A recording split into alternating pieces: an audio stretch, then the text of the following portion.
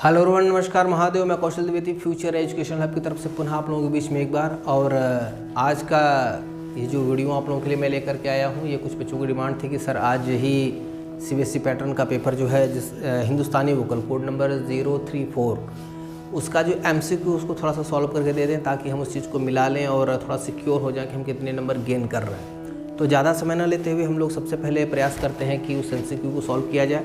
तो आइए क्वेश्चंस को हम लोग पढ़ते हैं। जो पहला क्वेश्चन आया हुआ था, पहला क्वेश्चन था संगीत रत्नाकर में गमक कितने प्रकार के बताए गए हैं। और ऑप्शन यहाँ पे दिया हुआ A5, B38, C40 और D15। तो संगीत रत्नाकर में कुल 15 गमक बताए गए। पहले का D, 15 गमक बताए गए। क्वेश्चन नंबर 2 देखते हैं हम लोग। क्वेश्चन नंबर 2 पूछ रहा है 7 स्वरों के क्रमायुक्त आरोह व अवरोह को कहते हैं। क्रमानुसार स्वरों का जो आरोहण अवरोहण होता है उससे किसका निर्माण होता है। यहाँ पे ऑप्शन दिया हुआ है ग्राम का, जाति का, मूर्छना का और थाट का।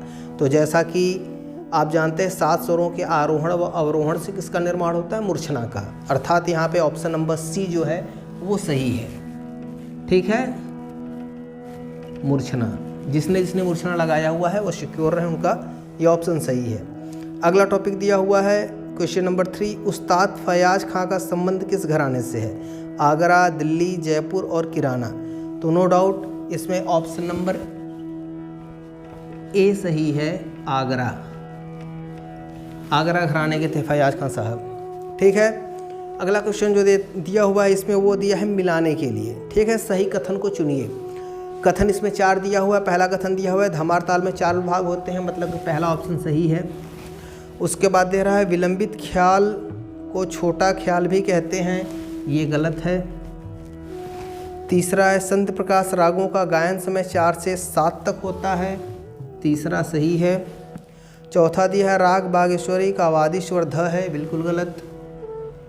अर्थात पहला और तीसरा ऑप्शन सही है। चलिए इसमें पहला तीसरा ऑप्शन कौन सा है। A में दिया है फर्स्ट एंड 3, B में दिया है फर्स्ट एंड सेकेंड, C में दिया है सेकेंड एंड थर्ड और D में दिया हुआ है थर्ड एंड फोर्थ। अर्थात हमारा ऑप्शन नंबर A सही है, फर्स्ट एंड 3। ठीक है, जिन्होंने फर्स्ट एंड 3 ऑप्शन दिया हुआ है वो निश्चिंत रहें, सही है वो। उसके बाद अगला क्वेश्चन हमारे पास आता है, ये भी है सही कथन चुनने के लिए। कह रहा संगीत पारिजात की रचना 13वीं शताब्दी में हुई, गलत। उसके बाद कह रहा है राग मालकौंस में रे और प वर्जित होता है, दूसरा सही। तीसरा कह रहा है षड्ज ग्राम में 7 मूर्छनाएं होती हैं, बिल्कुल हर ग्राम के साथ 7 मूर्छनाएं होती हैं।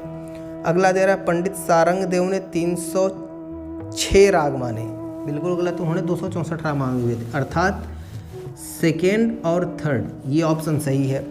अब A में दिया है फर्स्ट एंड थर्ड, सेकेंड में B में दिया है सेकेंड एंड फोर्थ, C में दिया है सेकेंड एंड थर्ड और D में दिया है थर्ड एंड फोर्थ। इसका मतलब ऑप्शन नंबर C हमारा सही है। Question 5 option number C, second and third. ठीक है, ये हमारा सही है। अगला क्वेश्चन दिया है सूची को मिलाने के लिए 2 सूचियाँ बना दी हैं इसने। और सूची इसने बनाई कैसे है, बना दिया है इसने राग विवेकाध्याय, उसके बाद दिया है मीड़, उसके बाद दिया है विलंबित ख्याल, उसके बाद दिया है राग बागेश्वरी।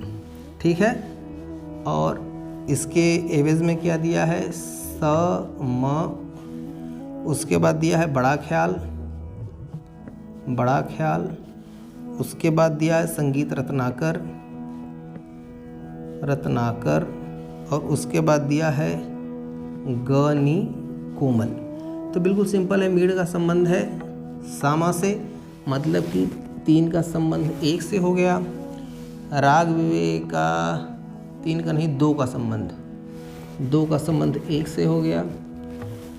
उसके बाद राग विवेकाध्याय का दे दिया संगीत रत्नाकर, 1 का संबंध 3 से हो गया, 2 का 1 से हो गया।